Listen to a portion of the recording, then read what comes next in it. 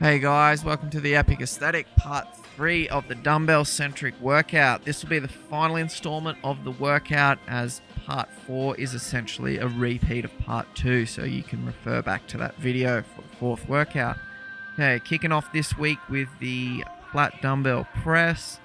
Again, my cadence, I keep saying it over and over again. I'll say it till it bores you to tears, but it's very important for safety and for stimulating the chest muscle.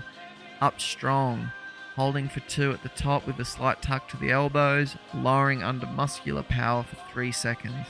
Make sure you let those elbows drop as deep as possible, and try and keep them slightly tucked of the sort of flared out position.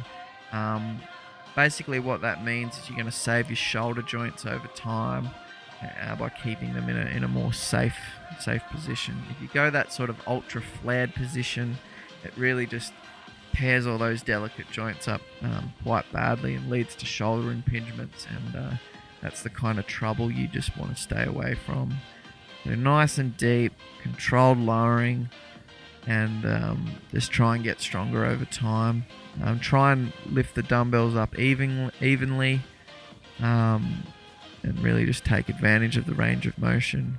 Second exercise, all the same technique points apply. It's just the incline version of that exercise, and it's going to target your upper chest a little bit more, and it will recruit your front delts a bit, but I try to keep the incline relatively low so that it's predominantly a chest mover. One of the cool tips I could give with chest exercises is at the top position and all through the lift, really. Think about posing the chest as if you were trying to contract the chest to show it off in a muscular pose. That really helps with the mind-muscle connection, and it really makes you conscious of what you're working out. If you just try and drive the dumbbells up, often you'll over-recruit your shoulders and your triceps as your body just sort of takes the easiest path to lift the weight. But if you think about really contracting the pecs at the beginning of the lift, squeezing them all the way through to the top, your chest is going to really come to the forefront of this exercise, and you'll get the most out of it. So deep elbows. Don't be one of these guys picking too much weight and doing elbow hiccups. It doesn't look strong, and it takes the emphasis off the chest. Okay, next exercise, the reverse grip chin.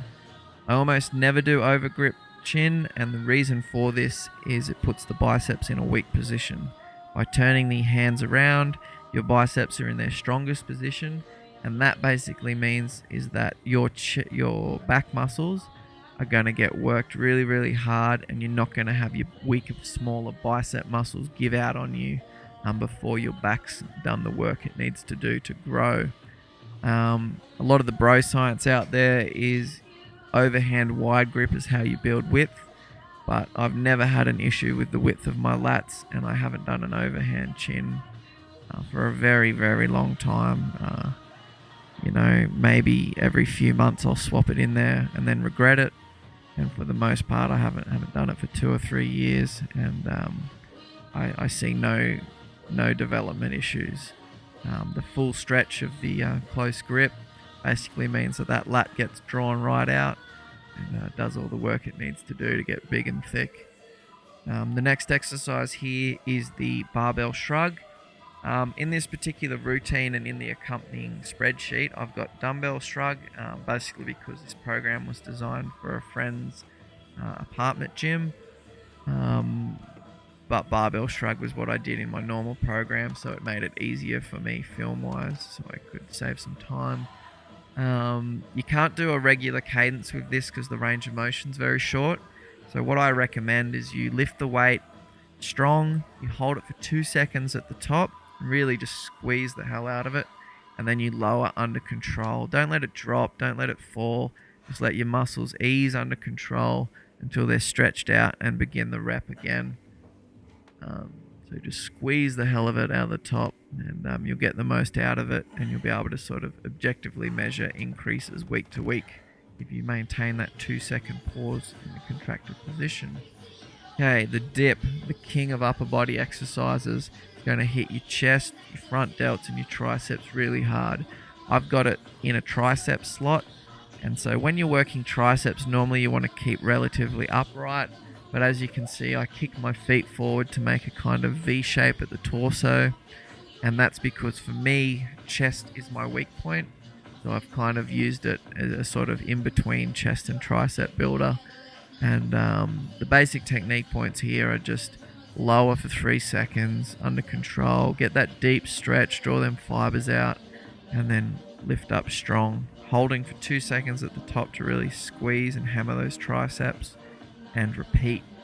So don't be one of these guys that chucks on too much weight and jerks the movement and lets your body fall down to the ground really fast, because that's just going to hammer your joints and it's going to lead to problems later on. Shoulder joint's very delicate, and you want to just treat it with respect by letting your muscles always be in control of the movement. And that's also, apart from the safety benefits, going to mean your muscles get more stimulus, which is the aim of the game if you're trying to gain size. Okay, the final exercise of this video is the barbell curl. You want your elbows tucked in close to the body, in a fixed position, and then just bending the forearms up from that point. You don't want to be drawing the elbows forward or trying to raise the bar up as high as possible. You want the bicep to just contract till it's closed, and that's sufficiently enough for the bicep to get developed. So as you can see, the barbell's barely moving above my sternum. If I was to bring it any higher, I would have to let my elbows travel forward, and that's going to take stress off the bicep as you manipulate gravity. So up strong, hold for 2 seconds at the top, really work them biceps, and then lower for 3 seconds.